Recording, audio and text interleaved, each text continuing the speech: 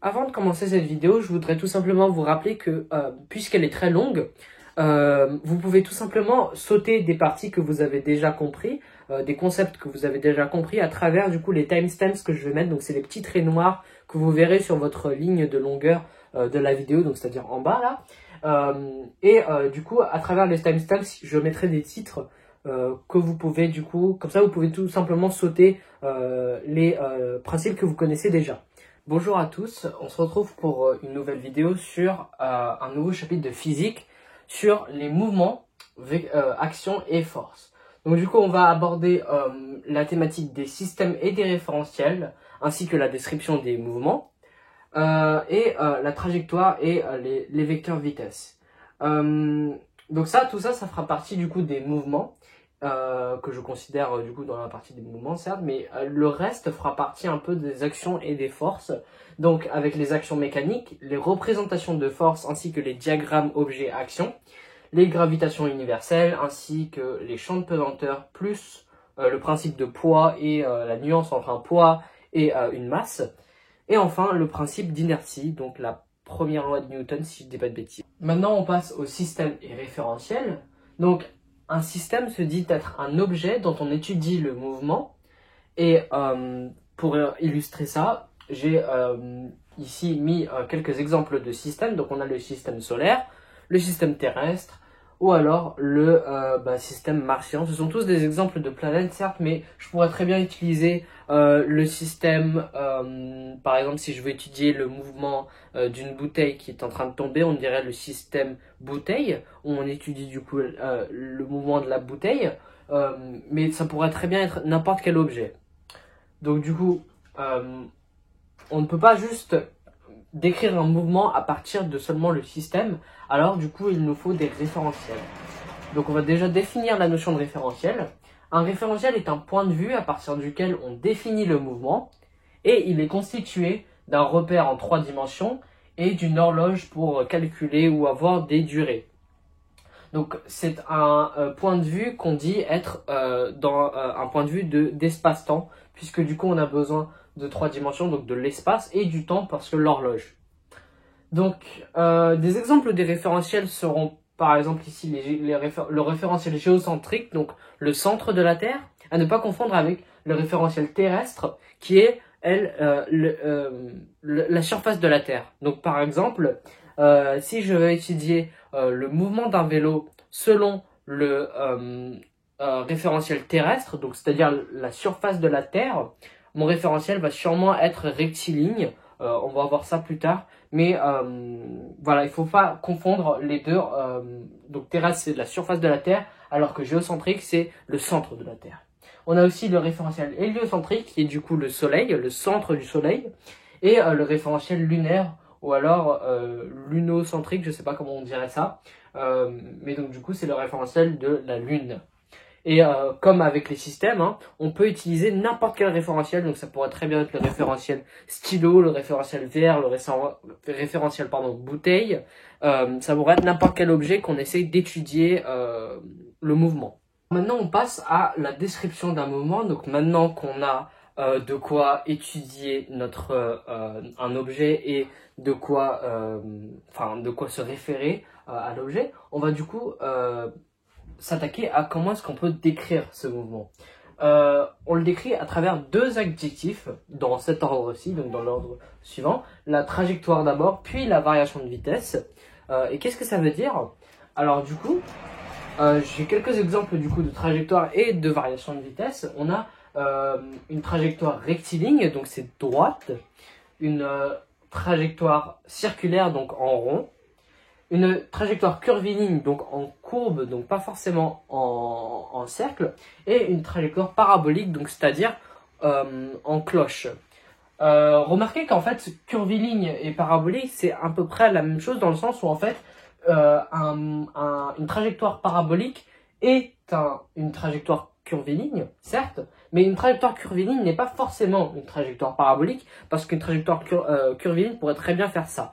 Alors que ça, du coup, ce n'est plus une parabole, parce qu'une parabole, ça fait comme ça, donc de haut en bas. Maintenant, la variation de vitesse, on a les variations de vitesse décélérées, donc les mouvements décélérés ou alors ralentis. les variations accélérées. Et les variations uniformes, c'est quand la vitesse reste constante. Donc quand on veut décrire un mouvement, on va le faire de cette manière.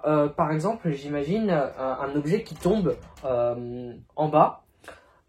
Tout d'abord la trajectoire, donc je dirais que mon mouvement est rectiligne, puisque c'est une droite, et que mon mouvement est accéléré, puisque plus le stylo tombe par terre, plus il accélérera sa trajectoire. Donc on dira mouvement rectiligne accéléré. Donc on arrive à la partie un peu plus complexe du cours. Ce sont les trajectoires et les vecteurs vitesse. Donc une trajectoire est une courbe orientée qui indique le sens et la direction du mouvement. Donc pour l'instant c'est assez simple et c'est assez explicite. Hein. C'est juste une succession de points avec du coup le sens qu'on indique avec une flèche. Et ça pourrait très bien être rectiligne, parabolique, curviligne, etc. Et pour l'instant on n'a pas besoin du temps. Et on va passer au vecteur vitesse. Le vecteur vitesse est la grandeur orientée par son origine, sa direction, son sens et sa norme. Donc ce sont les 4 caractéristiques pour un vecteur en physique. En maths, on a besoin que de 3 caractéristiques, c'est la direction, le sens et la norme. La norme, c'est la longueur du vecteur, mais on appelle ça du coup une norme, c'est plus correct. Et le vecteur vitesse caractérise la vitesse d'une trajectoire par la norme du vecteur vitesse, car la norme du vecteur vitesse correspond à la valeur de la grandeur, qui est soit exprimée en mètres par seconde, soit en centimètres par seconde. Donc qu'est-ce que ça veut dire? Ça veut dire qu'en gros, si je veux savoir quel est le vecteur vitesse de M3, de mon point M3 sur ma trajectoire curviligne, tout simplement, la longueur du vecteur vitesse sera la vitesse à laquelle mon point M3 est actuellement. Donc imaginons que je lance une balle en trajectoire parabolique et que ma balle arrive en M3. Je veux savoir quelle est la vitesse de M3 à ce moment précis. Et bien tout simplement, je vais dessiner mon vecteur vitesse et je vais calculer la norme qu'il va représenter pour pouvoir connaître ma vitesse. Donc comment est-ce qu'on fait ça? On va le faire à travers une formule qu'on nous donne ici. V1 est égal à MI-1 fois MI plus 1 divisé par 2 delta T. C'est assez compliqué, mais dès qu'on a intégré ça dans notre cerveau, c'est relativement facile. Donc imaginons que revenons sur mon cas de la balle de baseball avec du coup le point M3, j'ai envie de calculer mon vecteur vitesse M3. Et bien tout simplement, je vais faire MI-1, donc MI c'est M3, du coup M3-1, c'est-à-dire M2, fois MI plus 1, donc c'est-à-dire M3 plus 1, c'est-à-dire M4. Donc la longueur de ceci, c'est-à-dire 20 cm, représentera du coup, enfin c'est pas fois, pardon, excusez-moi, c'est la longueur en fait, je me suis complètement trompé, c'est MI-1, longueur MI plus 1, donc c'est juste une longueur, et donc du coup on aura 20 cm ici, et 2 fois delta T, on nous le donne dans l'énoncé, ça sera toujours donné dans l'énoncé, et est égal à 40 millisecondes. Sauf que, j'avais dit avant que mon vecteur vitesse s'exprime toujours en mètres par seconde ou en centimètres par seconde. Et là, moi, je choisis les centimètres par seconde parce que c'est plus simple. Donc, je dois convertir 40 millisecondes en secondes. Fort heureusement, je sais comment faire ça. C'est 0,04 secondes, si je dis pas de bêtises. Et à présent, je vais pouvoir appliquer ma formule.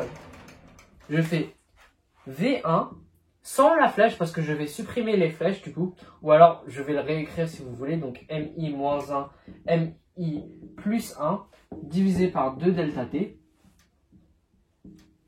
Maintenant, sans les flèches du coup. C'est important de ne pas mettre les flèches parce qu'on ne peut pas quantifier en fait un vecteur. Ce n'est pas possible de quantifier un vecteur. Donc, on enlève les flèches. Et donc là, je mets mes valeurs. Donc, je vais mettre les centimètres, les mesures pour que comme ça, on soit bien... on se repère bien dans notre calcul. 20 cm divisé par 2 fois 0,04 parce que c'est 2 fois delta T. Et ça me donne du coup 0,08. Et tout ça, je vais le faire à la calculatrice. Ça me donne donc 250. Quoi? 250 cm par seconde. Maintenant que j'ai mon résultat, qu'est-ce que je fais de ça? Eh bien, j'ai envie de représenter mon vecteur. Parce que, maintenant, je sais que mon M3, mon point M3 va à 250 cm par seconde sur ce résultat. C'est V3 d'ailleurs, hein, pas V1. Je sais pas pourquoi j'écris V1. Mais à présent, je veux le représenter parce que c'est sûrement ce que votre énoncé vous dira représenter le vecteur vitesse 3. Donc, je vais appliquer une échelle à partir de ce moment-là en disant que, par exemple, 1 cm sera égal à 50 cm par seconde dans mon schéma. Faut faire attention de bien jauger son échelle parce que vous n'aurez pas toute la copie pour faire votre vecteur vitesse simplement. Donc, je dis échelle, c'est à vous de décider l'échelle, ou alors l'échelle vous sera imposée. 1 cm dans mon schéma est égal à 50 cm par seconde. Pardon. 50 cm par seconde. Donc voilà. Et à présent, je dessine mes deux points, donc les points M2 et M4. Juste là. Voici M2. Ou alors, c'est comme vous voulez, hein, mais vous pouvez très bien faire M3 moins 1. Et le point M3. Et votre point M3 plus 1. Et donc du coup, j'avais dit que mon échelle était de 1 cm, était de 1 cm pour 50 cm par seconde. Je vais maintenant calculer la norme de mon vecteur à travers l'échelle qui m'a été donnée. Donc j'écris tout simplement V3, je vais l'écrire ici, ça va être plus clair, V3, flèche, comme ça. Donc ça, c'est le symbole de la norme, comment est-ce qu'on écrit, c'est la longueur d'un vecteur. V3 est égal à, là du coup je fais juste 250 divisé par 50, ce qui me donne tout simplement, ici 5 cm. Donc ma norme de vecteur la représentation de la norme de mon vecteur fera juste 5 cm. Et donc 5 cm, je le fais de ce côté-là, parce que mon sens, il avance de ce côté-là. Donc j'avance vers M3 plus 1, c'est-à-dire M4. Et on va dire que ici ça fait 5 cm, je n'ai pas mesuré, hein, mais ça fera à peu près 5 cm. Donc ça c'était pour la représentation d'un vecteur vitesse. Et comment est-ce qu'on calcule un vecteur vitesse à travers du coup notre formule qu'on avait ici expliquée. N'hésitez pas à regarder en arrière si vous n'avez pas compris parce que c'est un nouveau principe et je comprends totalement si vous êtes perdu. Et n'hésitez pas à mettre un commentaire si vous ne comprenez toujours pas. On passe aux actions mécaniques. On va déjà définir la notion d'action mécanique. Une action mécanique, c'est quand un corps A agit sur un corps B, tout simplement. Le corps A est le donneur, ce qu'on appelle le donneur, alors que le corps B est le receveur, donc de l'action. Il existe du coup 3 effets de l'action mécanique. C'est pas 3 types d'actions, mais c'est 3 effets. On a la mise en mouvement, la modification du mouvement et la déformation. Donc par exemple, la mise en mouvement, c'est une pomme qui tombe. Donc c'est tout simplement l'action gravitationnelle de la Terre qui va attirer la pomme vers le bas, donc vers le centre de gravité de la Terre. Et la modification du mouvement, c'est tout simplement par exemple quand je mets un filet d'eau. Donc par exemple, je fais couler de l'eau avec mon robinet et je prends un tube en PVC. Donc le PVC, c'est une matière, c'est comme le plastique. Et vous allez remarquer que quand vous prenez le PVC et que vous le frottez de façon très rapide, vous allez directement le mettre sur votre filet d'eau et vous allez voir que le filet d'eau va être attiré par le PVC à cause d'un phénomène. Je ne connais pas le nom du phénomène. Oui, l'électricité statique, pardon, excusez-moi. C'est l'électricité statique et le fait que du coup les molécules d'eau sont attirées par la charge qui est, elle, je crois positive ou négative du tube de PVC. Bien sûr, si je dis des bêtises, n'hésitez pas à me corriger dans les commentaires. Et la déformation, donc par exemple, quand je m'assieds sur une balançoire, à force de l'utiliser, la balançoire va se tordre au bout d'un moment. Pas forcément se casser, mais il va y avoir une déformation du coup à cause de la masse qui est conséquente. Donc maintenant, on va voir les types d'actions mécaniques. Il existe deux types d'actions mécaniques. Une, c'est celle de contact. Dès que deux solides sont en contact, il y a action mécanique de contact, de l'un sur l'autre.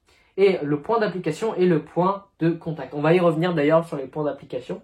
Et donc les actions à distance, les actions mécaniques à distance, ces deux objets peuvent être en interaction sans se toucher. Le point d'application est le centre de gravité, qui est du coup le centre de masse de l'objet. Un centre de gravité ou alors le centre d'inertie ou de masse, c'est tout simplement le point d'équilibre massique de l'objet. Donc par exemple, nous, notre centre de gravité, c'est plutôt la ceinture, ce qu'on appelle du coup à peu près le milieu de notre corps.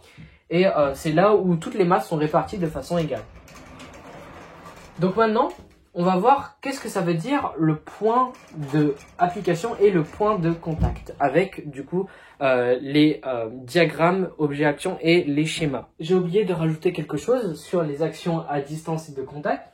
Je vais juste citer quelques exemples en fait d'actions mécaniques de contact. Donc par exemple, le fait de pousser quelque chose avec sa main ou tout simplement le fait de, je sais pas moi, par exemple, pousser quelqu'un, c'est une action de contact parce qu'à partir du moment où un solide ou un corps donc c'est quelque chose qui a de la matière, touche quelque chose d'autre et exerce une force, ce sera du coup une action mécanique de contact. Par contre, une action mécanique à distance, c'est un peu plus compliqué. Par exemple, prenons un aimant que j'attire avec un autre aimant.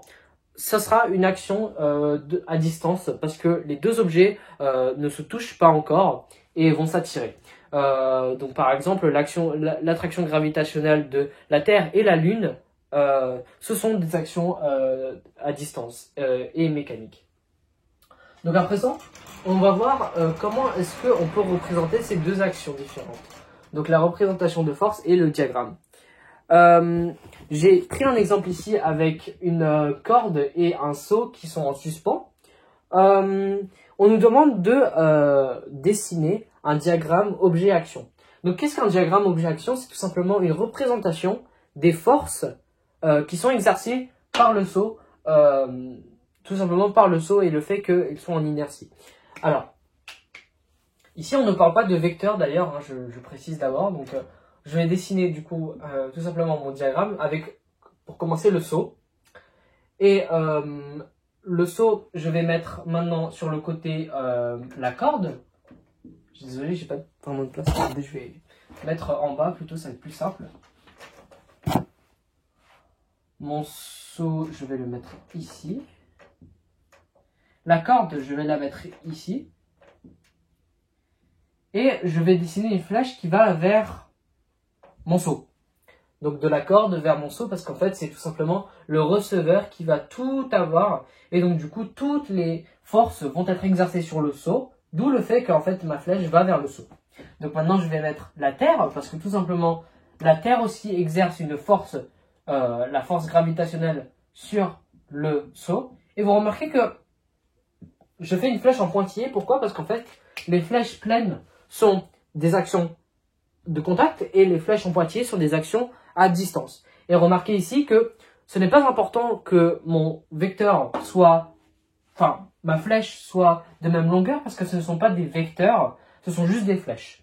A contrario avec du coup la représentation de force qui sert du coup à représenter quelles sont les forces qui se compensent quand on a un principe d'inertie comme celui-ci. Alors tout simplement, je vais d'abord dessiner, comme je l'avais dit avant, pour l'action de contact, le point d'application et le point de contact pour les actions mécaniques de contact. Alors ici, le point d'application, c'est tout simplement là où va commencer mon vecteur. Et mon vecteur commence entre le point de contact entre la corde et le seau. Donc c'est tout simplement ici. Et je vais dessiner une flèche qui va vers le haut. Maintenant, je vais dessiner mon point d'application, et on nous dit ici que le point d'application est le centre de gravité, donc le centre de masse de l'objet. Et l'objet ici en question, c'est le seau. Alors tout simplement, le centre de gravité de mon seau, ce sera le milieu de mon seau, on va dire. Et là, pour le coup, je vais faire en sorte de bien faire respecter les longueurs de mon vecteur. On s'en fout de quelle longueur prendra mon vecteur, mais il faut juste que les deux vecteurs soient de la même longueur. Et bien sûr, je nomme mes forces. Donc ici, là, c'est la force corde saut avec une flèche. Et ici, ce sera la force terre saut avec ma flèche. Mais ça ne s'arrête pas ici. Parce que la représentation de force, bien que j'ai dessiné mon schéma et tout, je ne peux pas m'arrêter ici. Et il faut que je fasse une sorte de... comment est-ce qu'on appellerait ça Enfin, il faut que j'ajoute des informations du coup à ma force.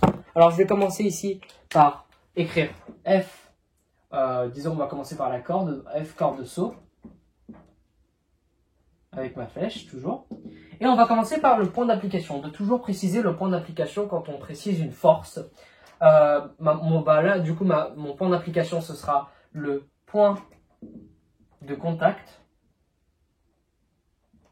Saut, corde. Là, maintenant, deuxième tiret, ce sera ma direction. Alors ici, du coup, ma direction est verticale puisqu'elle est comme ça. Donc je mets vertical. Et souvenez-vous que vous devrez toujours le mettre dans cet ordre-ci. Donc ici, le sens, maintenant, je vais mettre le sens. Donc il va vers le haut. Vers le haut. Pas confondre direction et sens.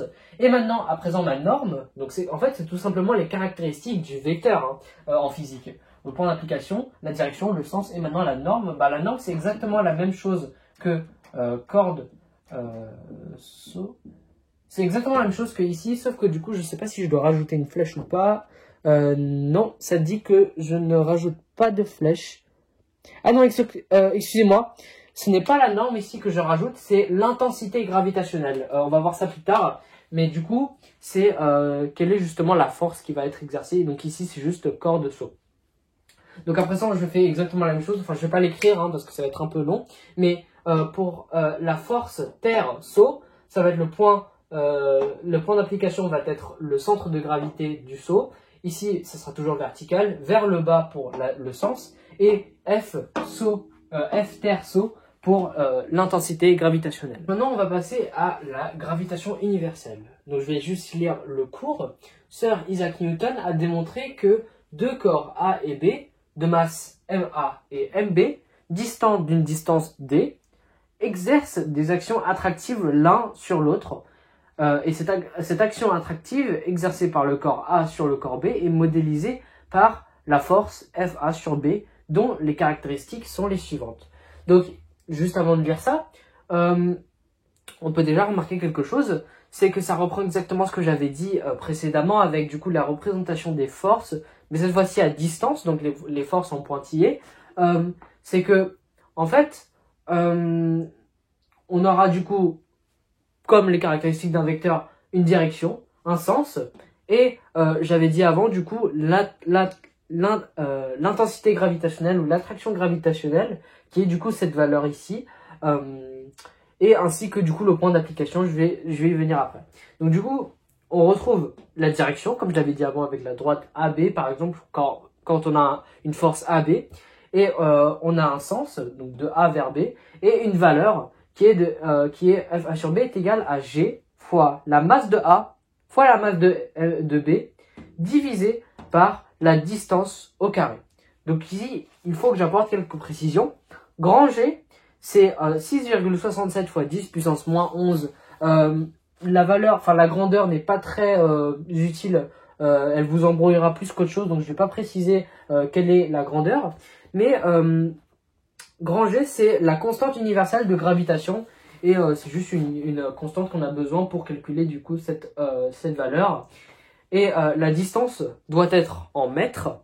Souvent, elle est donnée en kilomètres parce qu'on donne des sommes astronomiques. Mais n'oubliez pas de la convertir en mètres, sinon ça ne marche pas. De la mettre au carré aussi, c'est très important. Et MA et MB doivent être en kilogrammes. Par contre, du coup, la force A sur B, donc cette grandeur ici, doit être donné en newtons. Donc on donnera du coup ici des newtons. Donc quelques spécificités ici. Je viens de dessiner du coup un schéma entre la Terre et la Lune et l'attraction gravitationnelle qui les unit. Le point d'application FA sur B et le centre C du corps B. Donc ici je vais prendre par exemple ma Terre. Et bien tout simplement, quand je vais prendre la force T sur L, et bien mon centre gravitationnel ici va être, selon la définition, la Lune. Et donc du coup, si le corps A exerce sur le corps B une force FA sur B, alors le corps B exerce inversement une force FB sur A sur le corps A. Donc c'est ici ce qu'on observe ici. On a une force qui va de T vers L, donc de vers la Terre à la Lune, et on a aussi une force réciproque qui va vers la Terre, qui va de la Lune à la Terre. Donc la seule chose qui change, c'est juste le sens et l'action gravitationnelle. Donc maintenant, on va voir comment est-ce qu'on pourrait simplifier la formule qu'on vient de voir avant, du coup, c'est-à-dire l'attraction gravitationnelle, la formule de l'attraction gravitationnelle. Parce qu'elle est relativement compliquée et on pourrait très simplement la simplifier. Je vais prendre un exemple. Donc je vais dessiner la Terre. Et imaginons que sur Terre, donc ça c'est le centre de gravitation, je vais poser un corps C, donc, et un autre corps C, donc ça c'est C1 et ça c'est C2. Voilà.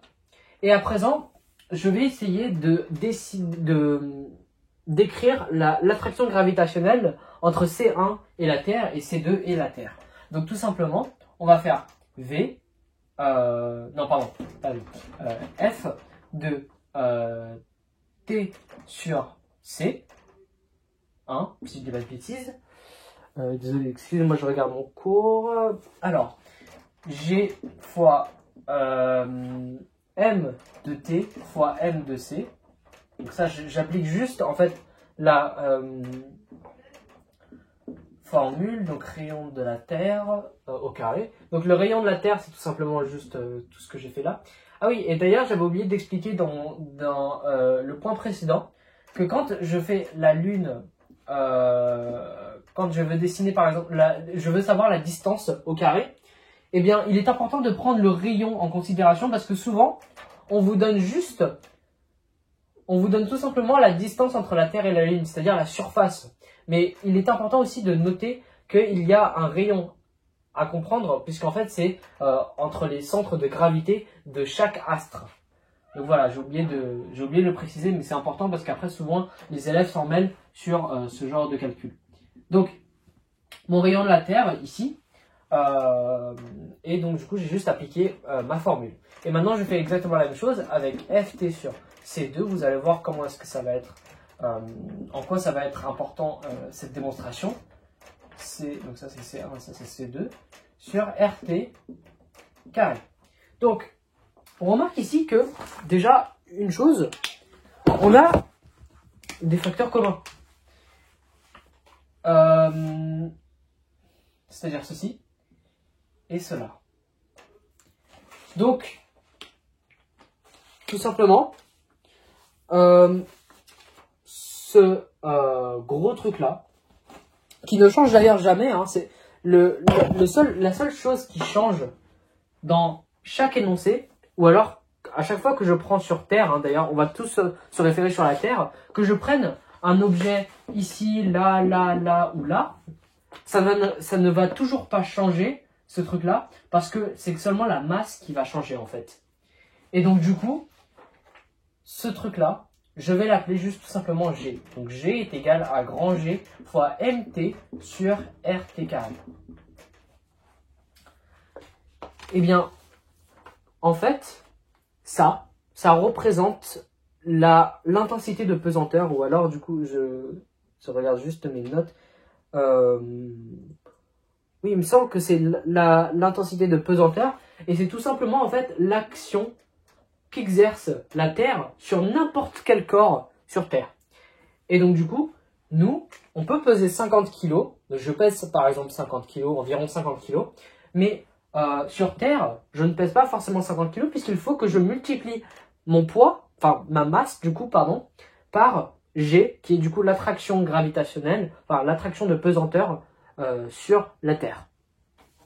Donc, maintenant, on va voir quelle est la différence entre un poids et une masse. Et bien tout simplement, la différence, c'est par la formule suivante, G, P est égal à G fois M. Donc P, c'est le poids.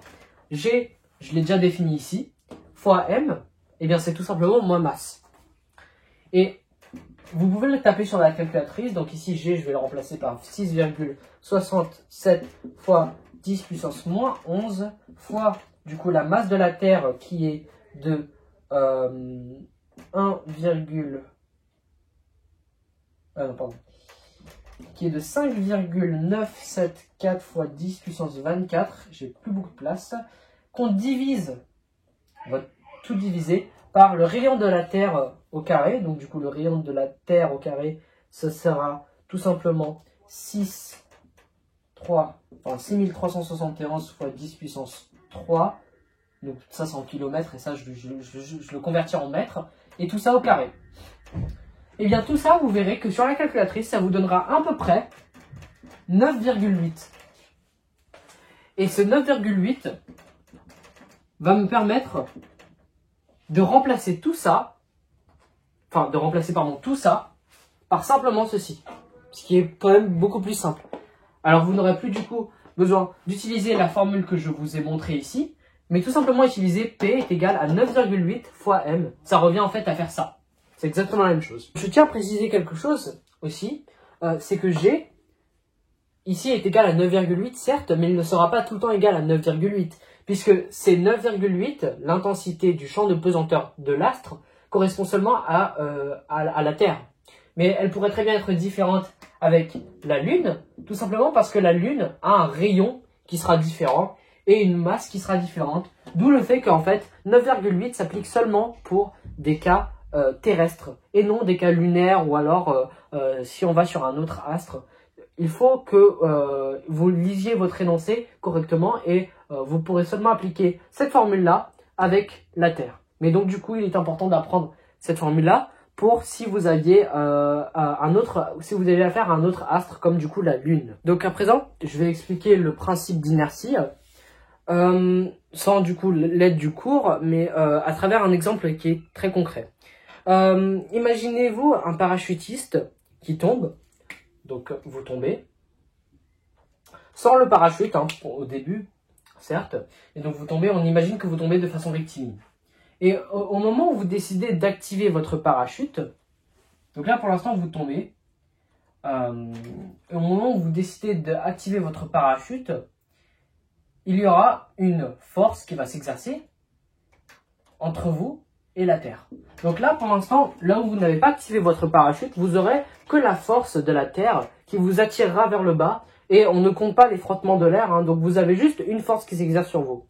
Mais seulement là, donc ça c'est vous, mais à la phase 2, vous aurez du coup là le parachute qui va se déployer et qui va vous attirer vers le haut, en quelque sorte, et il y aura toujours l'attraction de la Terre qui va vous attirer vers le bas.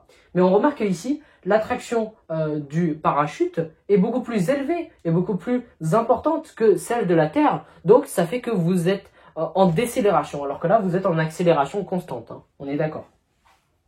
Et bien au bout d'un moment, vous serez arrivé à un point où votre attraction gravitationnelle de la Terre sera égale à l'attraction de votre parachute sur vous. Donc là on va dire que les deux vecteurs sont égaux. Et c'est tout simplement ça le principe d'inertie. En fait, c'est le fait que quand vous avez toutes vos forces extérieures, c'est-à-dire celle-là et celle-ci, qui seront sur vous, donc F Terre sur homme et F parachute sur homme. Le fait que vous ayez vos deux forces ici égales fait que vous avez un principe d'inertie et c'est ce que lie en fait la formule suivante, force extérieure est égale à 0, revient à dire qu'en fait, vous êtes en mouvement rectiligne, ça c'est description du coup, uniforme. Ici, vous avez remarqué que vous étiez en mouvement rectiligne et accéléré. Ici, en mouvement rectiligne décéléré au ralenti. Mais ici, en mouvement rectiligne et uniforme. Et c'est ce que notre principe d'inertie nous dit en fait. Ici, ça veut dire somme. Donc la somme des forces extérieures, c'est-à-dire tout simplement juste toutes les forces qui sont ici exercées par votre corps, est égale à 0. Donc si elle est égale à 0, alors notre mouvement sera rectiligne uniforme. Parce que la somme des vecteurs est égale à 0. Et donc ça c'est tout simplement juste un exemple, mais il y a un exemple qui est encore plus simple, c'est le fait de juste être immobile comme ça. Parce que inertie, ça veut premièrement dire être immobile, on est d'accord. Donc imaginons que je sois immobile. Mon centre de gravité m'attire vers le bas, par la Terre hein, d'ailleurs, et le sol, lui, m'attire vers le haut. Mais de façon égale. Donc, le fait qu'en fait je sois attiré vers le bas, mais aussi vers le haut, fait qu'en fait, je sois dans un principe d'inertie, puisque la somme des forces extérieures est forcément égale à 0. Donc je suis dans un mouvement rectiligne uniforme. Ou alors constant hein, d'ailleurs. C'est rectiligne uniforme / immobile. Et c'est ce que nous dit du coup la loi de Newton sur le principe d'inertie. C'est la fin de cette vidéo, j'espère que ça vous aura aidé. J'espère que vous aurez du coup de bonnes révisions pour l'examen trimestriel pour ceux qui m'ont en tant qu'élève. Et je vous souhaite de bonnes chances et de bonnes révisions. N'hésitez pas à mettre un commentaire ou à vous abonner si ça vous a plu. Et je vous verrai pour une nouvelle vidéo.